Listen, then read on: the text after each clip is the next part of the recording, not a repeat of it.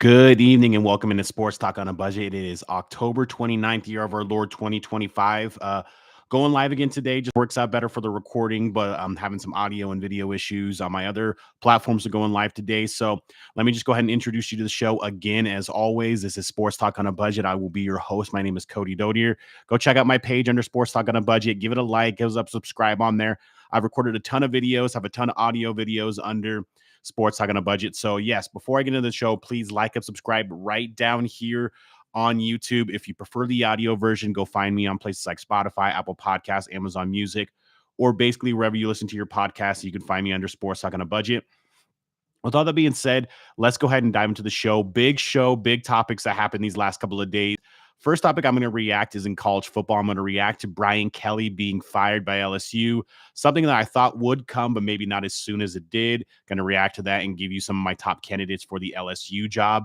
And while I'm doing that, I'm going to give you my current top 10 in college football. We are 2 months in the season. We are 1 week away from the first rankings reveal of the college football playoffs. So I want to give you my top 10 in college football for now, basically last week of October, first week of November.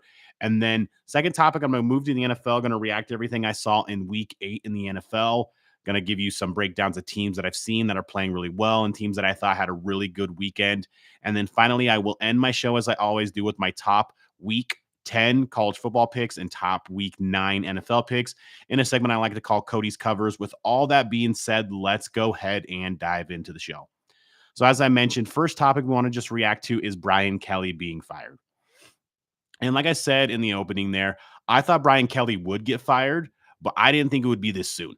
I thought it would be something that would take a little bit longer. Maybe they'd wait till the end of the season. But what happened on Saturday night against Texas A&M? Now, they were up at halftime, and they were actually looking pretty good before the half. Got some breaks, but were looking pretty good before the half.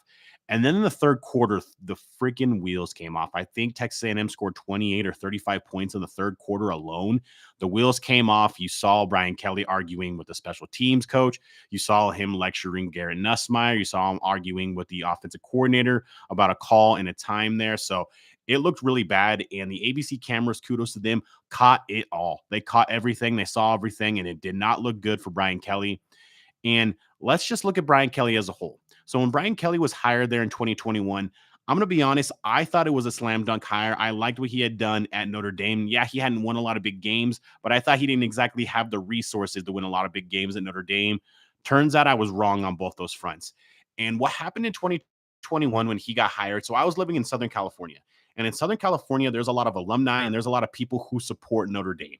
And I actually knew a handful of people who supported and are fans of Notre Dame when this hire happened. And the reaction I got from them, these Notre Dame fans that I knew about Brian Kelly leaving and how happy and excited they were about the new opportunity. Marcus Freeman hadn't been hired yet, but the new opportunity to get a new coach and to get out from underneath Brian Kelly shocked me. I did not expect that kind of reaction from the fans of Notre Dame, from Notre Dame fans. And that kind of told me all I needed to know. Their gripes were, yes, he couldn't win big games. He's folded in big games. He always put the blame on his players, not himself, his players, his coaches. He never took the blame himself. And all of that showed up for him at LSU. He lost 3 straight season openers, 2 to Florida State and 1 to USC. He finally got a win in the season opener this year against Clemson. But Clemson is not a good team this year, so that win is diminishing week by week. But if you see Brian Kelly talk in press conferences, it's never about him taking responsibility. It's always about, okay, the players need to be better. We need to call a better game. We need to do this. We need to do that. He never took responsibility. And that as a head coach, especially a college football head coach, is basically coaching malpractice, in my opinion. You cannot be doing that if you're going to be a major head coach. And the LSU, make no mistake about it, is a major head coaching job. So everything that we had heard from Brian Kelly for the last couple of years, the situation was not good down there. He was not all bought into recruiting. He was not all bought into NIL. He kind of let the LSU machine and people around LSU and the organization kind of recruit itself. He wasn't as hands-on as he probably should be as a head coach. So all of those things, plus your performance on the field. Yes, I know he won 10 games and then 9-9.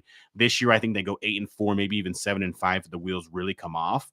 But if you look at the hierarchy in the SEC right now, if you just look at program hierarchy, Alabama and Georgia are still at the top, but Texas A&M is ascending under Mike Elko. Tennessee is ascending under Josh Heupel. Sorry, I was blanking on his name. Tennessee is ascending there under Josh Heupel. Mizzou still doing well under Eli Drinkwitz. Look what Clark Lee is doing at Vanderbilt. All of these teams are ascending and going up, and LSU is going in the wrong direction. And they could find themselves in the middle of the pack in the SEC and maybe even towards the bottom of the mid tier in the SEC as well. And when you're LSU, you cannot have that. You could not have that. So not only did Brian Kelly not get it done on the field, off the field, I heard it was a disaster there from people that are close to it, just reading articles and listening to podcasts. People that were close to the program said it was an absolute disaster there, and it's been that. And that Brian Kelly has about the accountability of a 2-year-old at this point. So that is something that you cannot have as a major college football head coach. So Brian Kelly, like I said, I thought it would be something they'd wait till the end of the season. Things kept getting worse and worse, and you got embarrassed at home, and your home crowd was basically out of the stadium by the end of the third quarter, by the middle of the third quarter, and it was taken over by Texas A&M by the middle of the third quarter. So I just something that you couldn't have anymore at LSU. And to talk about the LSU job, in my opinion, the LSU job is without a doubt a top 5 job in the country. You have the brand of LSU, which kind of sells itself. There's a good recruiting ground down there in LSU. You're right next to Texas. You can get a lot of players from there as well. And this is a program that the three head coaches that preceded Brian Kelly all won national championships. Of course, Nick Saban did. But Nick Saban would have won national championships at a lot of places like he did at Alabama. But the fact that Les Miles and Ed Orgeron were able to get national championships and get top 5 recruiting classes consistently at LSU, and Brian Kelly was not. Brian Kelly could not make a 12-team playoff at LSU. That is coaching malpractice at LSU if you can't consistently for 4 straight seasons make a 12-team playoff. So, like I said, this LSU job with the resources, with the brands, with what you have there in Louisiana being next to Texas as well, that is something I think you can do. That is a job I think you can go in there right away and win right away. And you're kind of expected to win right away because everybody else other than Brian Kelly did. And even Brian Kelly won in his first year. He made the SEC championship. Now, they kind of got rolled by Georgia and went over their heads, but we thought things were going well there. Then you had Jaden Daniels the next year win the Heisman, and your defense was awful. Then last year, your offense wasn't great and your defense was good. This year, your defense was pretty good and your offense was never good. So inconsistency there from Brian Kelly, and then just Brian Kelly as a person seeming to be more of the deal breaker than Brian Kelly, the coach at this point. Top candidates, I would say, for this job, Lane Kiffin. If he is not fully taking the Florida job, I would look at the LSU job. The LSU job, especially right now in 2025, I think is a major upgrade over Florida. So I think Lane Kiffin will be your number 1 candidate. I think they go to Eli Drinkwitz at LSU as well. John Summerall, the head coach of Tulane, who's done a really good job at Tulane, he is in state. So he wouldn't have to move very far. He is in state in New Orleans at Tulane. So that's a guy you could upgrade to the Power 5 as well. You call other guys and you make them say no. You make Dan Lanning say no. You make Marcus Freeman say no. You make these other big name program guys that you think you're better than say no. And I think that can happen, but I think ultimately their number 1 target should be Lane Kiffin. After that, in my opinion, it should be John Summerall or even some of these top head coaches like a Marcus Freeman, like an Eli Drinkwitz, and like a Dan Lanning. At the end of the day, I believe Lane Kiffin will be the head coach of the LSU Tigers in 2026. With all that being said, let's go to my top 10 rankings in college football, a place you will not find LSU at this point. And starting at number 1 in college football as my top 10 rankings is the number 1 team in the AP poll, and that's the Ohio State Buckeyes. The Ohio State Buckeyes, their defense is without a doubt the best defense in the country. They have 3 guys that are going to be first-round picks on the defensive side at some point whenever they decide to come out.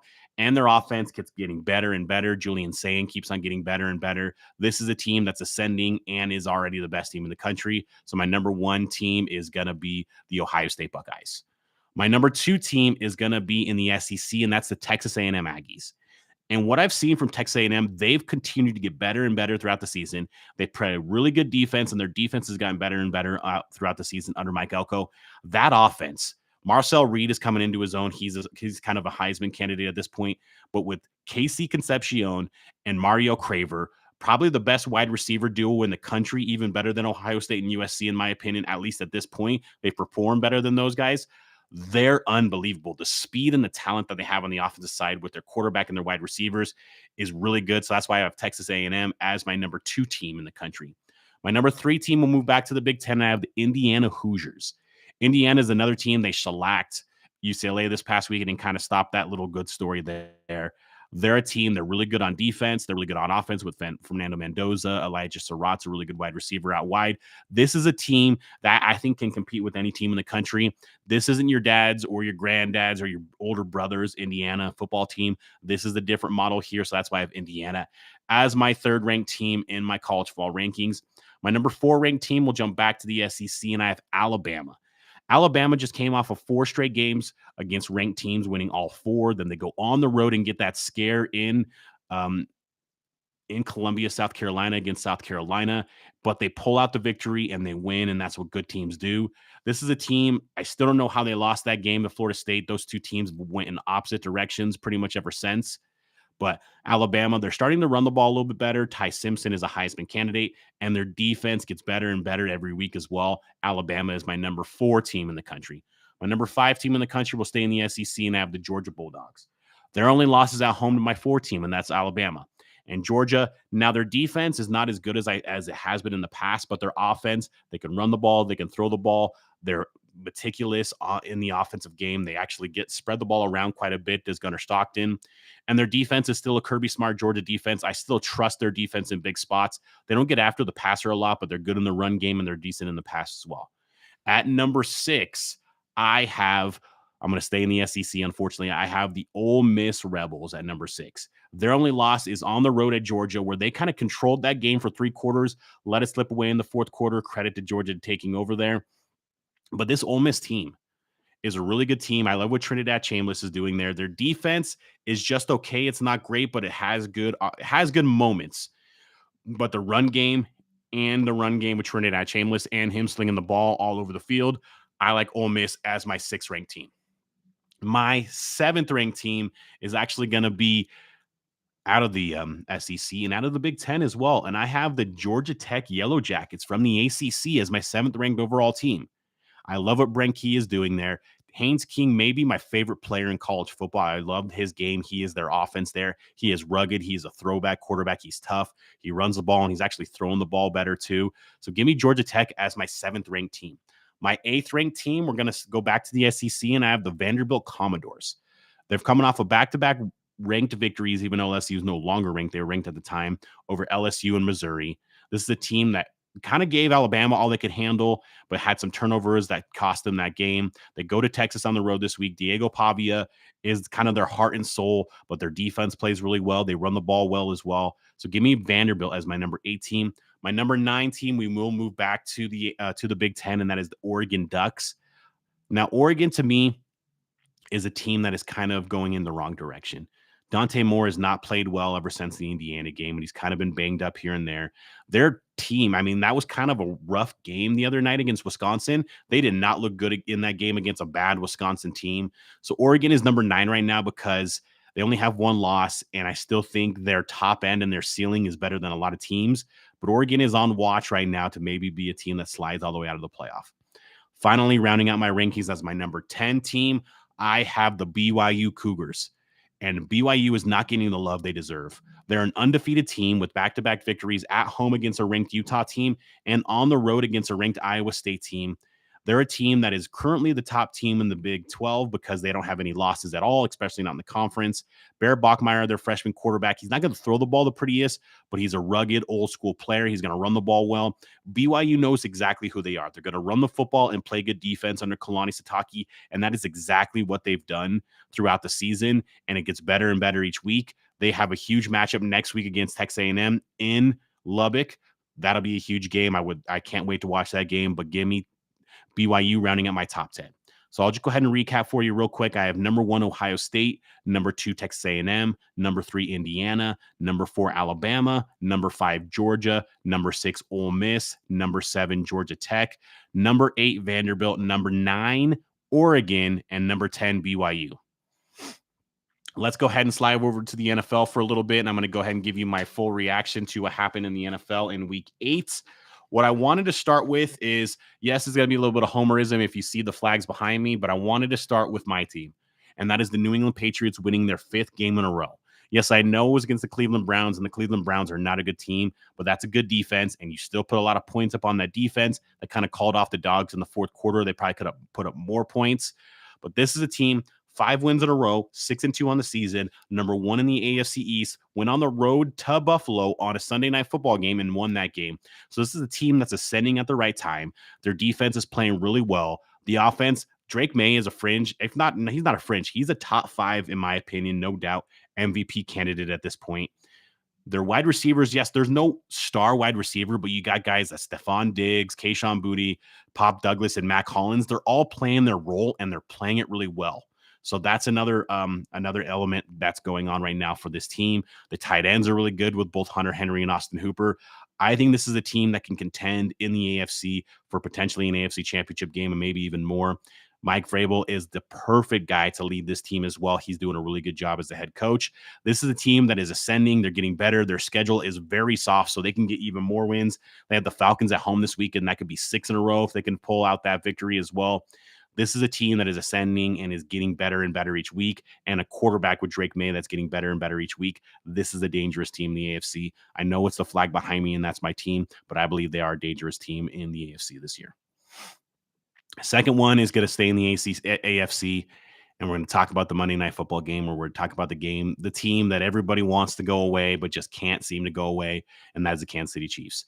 Now, I know they played the Commanders without Jaden Daniels, and they beat them soundly, but they could beat them even more soundly. This is a team that looks like they've gotten their groove back and is back on track.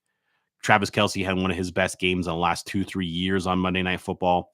Now, they're still not running the ball great, but Kareem Hunt has kind of stepped up as their bell cow back in front of Isaiah Pacheco, but they do still do a tandem there. The return of Rashee Rice to go along with Xavier Worthy and Travis Kelce has really opened up that offense even more. Patrick Mahomes is playing really well. That defense is still playing really well. They don't get after you as much as they used to in the past, especially with Chris Jones and George Karlaftis, but they still get after you quite a bit, and they still can get after the quarterback, and they play really well on the back end. So as much as it pains me to say, this Chiefs team has gotten back on track. This Chiefs team has gotten their groove back, and they're definitely a contender at the top in the AFC again. And then finally, my final reaction to Week 8 in the NFL is going to be the Sunday night game and a statement win for the Green Bay Packers. This Green Bay Packers team, they probably heard all the noise all week. Okay, it's Aaron Rodgers playing the Packers again. How is Aaron Rodgers going to get his revenge? They were able to kind of hold out all that noise. Now, they didn't start off the game well. They were behind a couple of scores early on in the game, but the way they played that third and fourth quarter, where they absolutely put it to the Pittsburgh Steelers, and Jordan Love, I think, had 20 straight completions in the third and fourth quarter. That was what this team can be at its top end. At the top end, at their ceiling, this Green Bay Packers team can beat any team in the league. And I believe that because of the talent that they have. Jordan Love is a really good quarterback when he is in rhythm. Josh Jacobs is a really good running back. They don't have a number one wide receiver, but they still have a ton of weapons at the receiver position. Tucker Kraft at the tight end position is one of the best tight ends in the league. And then that defense, you have your closer and you have kind of your game wrecker on defense now with Micah Parsons. So that's opening it up for guys like Rashawn Gary and other guys along the defensive line. Your back end gets better because of the pass rush you're getting as well. So this Packers team, we saw their ceiling in that third and fourth quarter against this Pittsburgh Steelers team. Now, I don't think this Pittsburgh Steelers team is very good, and we've seen that the last couple of weeks in their 2 losses on the road at Cincinnati and at home against Green Bay. But either way, this Green Bay Packers team, when they play to their ceiling like they did in the second half against the Steelers, they're one of the best teams in the league. And this is a team that I've thought going into the season, watching them the first couple of weeks, could be a really top-end team that could contend for Super Bowl. Kind of sputtered after those first couple of weeks, but now they're back on track like the Kansas City Chiefs, and they're looking like a top-end team in the NFL. So that was kind of my quick reaction to the NFL Week 8. There wasn't a lot of big results, but there were some notable results that I wanted to get to. So wanted to touch on those real quick. Finally, let's go ahead and end the show how I always do with my Week 10 college football picks and my Week 9 NFL picks in a segment I like to call Kody's Covers. Let's go ahead and start with the college football picks. My first pick is going to be number 9 Vanderbilt at number 20 Texas. Texas is currently a 2.5-point favorite in this game. Now, Texas has narrowly escaped defeat the last couple of weeks at the hands of bottom feeders in the SEC in both Kentucky and Mississippi State. They've been able to find out and get victories both in overtime against those teams. Now they come back home after a 5-game road trip where they played one neutral site game in the Cotton Bowl against Oklahoma. Does that help them? And Vanderbilt is also coming off a tough stretch. You played Alabama, you played LSU, you played Missouri, and now you're on the road at Texas. So both of these teams, the schedule dynamics are not in either one's favor, to be honest. They're both coming off of rough stretches there. What's team? And then we have Arch Manning is a game time decision. Probably not going to play. If he does play, he's going to be limited a little bit. How does that play into it? Can Vanderbilt get any kind of running game and protect their quarterback against this pass rush and defensive line that is very stout for Texas? So a lot of question marks here. 2.5 is not a large spread, and I believe this game is going to be a very low scoring game. Look for something like 17-13, even 13-10, 21-17. Very low scoring game, and because of that, I like Vanderbilt to cover the spread, so give me Vanderbilt plus 2.5 in this game. We'll stay in the SEC, and we have number 18 Oklahoma at number 14 Tennessee, and Tennessee is currently a 3.5-point favorite in this game. Now, this is a clash of contrasting styles. Tennessee is a fast-paced offense that likes to put up points, likes to score in a hurry. Then you got Oklahoma, who likes to play good defense, get after the quarterback, and their offense is not exactly complementary right now and is kind of sputtering around. So what style is going to work? Tennessee, I like what Joey Aguilar does, but if you can rattle Joey Aguilar, he will turn over the football, and that's what Oklahoma can do really well is get after the quarterback. So that is a key there. And then this Oklahoma offense. John Mateer has not been the same since he returned from injury. He has been turnover prone. He has been mistake prone. Can John Mateer return to the form that we saw from him earlier in the season? That is a huge question mark. Can they get a consistent running game? Because this Tennessee team and this Tennessee defense is susceptible both in the run and the pass. So can you get consistent run and pass help from your offense? Neyland Stadium's a tough place to play. Josh Heupel loves playing against his former team and loves putting it to his former team. I think Tennessee wins. I think Tennessee covers at home. Give me Tennessee minus 3.5 in this game. Then we're going to move to the Big 12 and a huge game in the Big 12. This is actually where College Game Day is at, and that is number 17 Cincinnati at number 24 Utah. And Utah is currently an 8.5-point favorite in this game. Now, Cincinnati is coming off of a nice victory. I'm trying to remember who the last victory was against. But either way, Utah is coming off of absolute pounding of Colorado at home. So both good victories for these teams last weekend. Cincinnati is one of the surprise teams of the season. Brendan Sorsby, their quarterback, is a fringe Heisman candidate. He's had a really good season. He runs the ball really well. And we've seen Utah kind of struggle with running quarterbacks, so that could be a key there. The other side with Utah is Devin Dampier back, or is it going to be Bert Ficklin, who actually had a really good game against Colorado, but that couldn't be more Colorado than him. But can they establish the run and impose their will? Because Cincinnati hasn't played an offensive line in a running game that really even comes close to what Utah can do. So can Cincinnati slow down that run game, and can Utah impose its will? It's a lot of points, 8.5. So I think Cincinnati covers. I think Utah wins. So give me Cincinnati plus 8.5 in this game. And we're going to go and do another group of 5 game. Did a group of 5 game last week. Want to do another one today. And my group of 5 game is going to be Navy at North Texas. And Navy is an 8-0 team. And North Texas is a 7-1 team. And this is an American Athletic Conference game. These two teams are trying to get into the college football playoff as the group of 5 representative. And these are contrasting styles as well. Navy, of course, runs a triple option, but they do throw a lot more than they ever have with their quarterback, Blake Horvath. They like to play hard-nosed defense. And North Texas, with their quarterback, I think it's Mestamaker, they just like to throw the ball over the yard. He had 600 yards or over 600 yards of passing last week in their win. This is a team that likes to throw it all over the yard. They can score a lot. They play really well at home. This Navy team, I'm just not sure how good they really are. They've had a really kind of easy schedule so far. Their style of play isn't going to sneak up on North Texas because they played each other in conference for a couple of times now. So I think North Texas wins. They're a 6.5-point favorite. I think they cover that as well. Give me North Texas minus 6.5. Finally, we're going to go back to the Big 12 when we have an unranked matchup of two teams that were previously ranked. And we have Arizona State at Iowa State. And Iowa State's a 7.5-point favorite in this game. Week to week, these teams look like they're the best teams. They could be the best teams in the Big 12. And in other weeks, they look like they have no business being at the top end of the Big 12. These teams are very inconsistent, very Jekyll and Hyde, these two teams are. But either way, 7.5 is a lot of points for Iowa State to cover. Rocco Becht has been really inconsistent this season. Their defense has been inconsistent. They gave up a ton of points last week to BYU. Arizona State, if they come back and give their A game with Levitt and Tyson, I think they'll score on this Iowa State team. So I think Arizona State covers. Give me Arizona State plus 7.5 in this game. Finally, let's move over to my final topic here, and that is going to be my NFL Week 9 picks. We're going to start with the game, the Bears at the Bengals, and the Bears are currently a 2.5-point favorite. Now, the Bears have to turn around their offense, and Caleb Williams has to start playing better. The noise is there. Their defense is fine. Their running game is fine. Their defense is inconsistent, but it's usually fine. Can Caleb Williams move the ball? He should be able to move this ball against this Bengals team. I like the Bears to go into Cincinnati and win and cover. Give me the Bears minus 2.5 in this game. Then we have the Colts at the Steelers, and the Colts are currently a 3.5-point favorite this game. This Colts team may be the best team in the league right now. They're hitting on all cylinders. Their defense is playing well. Their offense, Jonathan Taylor should be in the MVP conversation. If not, he is the offensive player of the year, of my opinion. They're a really good team. Daniel Jones is playing really well. Their tight end, Tyler Warren, is playing really well. This is just a well-rounded, really good team. And the Steelers team is a team I just don't believe in. Their defense is not nearly what it used to be. Their offense is just kind of DK Metcalf and Aaron Rodgers reliant. They don't really hurt you or kind of expose you in any other way. So give me the Colts to go into Pittsburgh and win and cover. Colts minus 3.5 is the play there.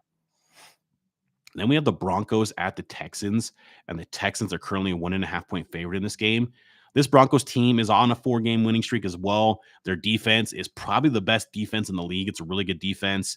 This Texans team, they got a win last week against the Niners, but that was one of the uglier games that played all last weekend. They still don't protect CJ Stroud very well, which does not bode well against that pass rush for the Broncos. And I just don't trust this team on a week-to-week basis. So I think the Broncos go into Houston and win. So they definitely would cover. So give me the Broncos plus 1.5 in this game.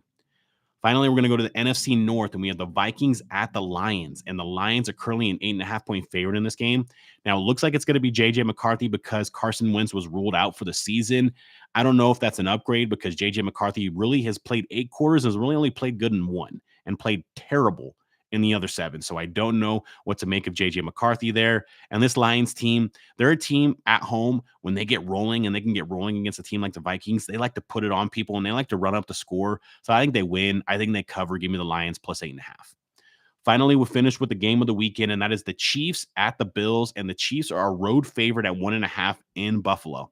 Now, how this usually breaks down with the Chiefs and the Bills is the Bills win the regular season game, and everybody hypes up the Bills, and then the Chiefs beat them in the playoffs. And I think that's what's going to happen this weekend. These teams know each other really well. There's not going to be anything that either of these two teams do that's going to surprise the other team. Either way, I think it's just going to kind of go to what it's been. Chiefs win the game in the playoffs. Bills win the game in the regular season. So give me the Bills plus 1.5. I think they win the game outright. They win the game in the regular season. They'll probably meet up in the playoffs. Bills will probably lose that game. But either way, I think the Bills cover and win this game this weekend. Bills plus 1.5 is the play there. So that has been my show. Thank you for watching and listening. Again, if you like the video version of this podcast, please go ahead and like and subscribe right down here. However, if you prefer the video or audio version of this podcast, please go like and subscribe to places like Spotify, Apple Podcasts, Amazon Music, or wherever you get your podcasts. Thank you again for watching and listening, and have a great day.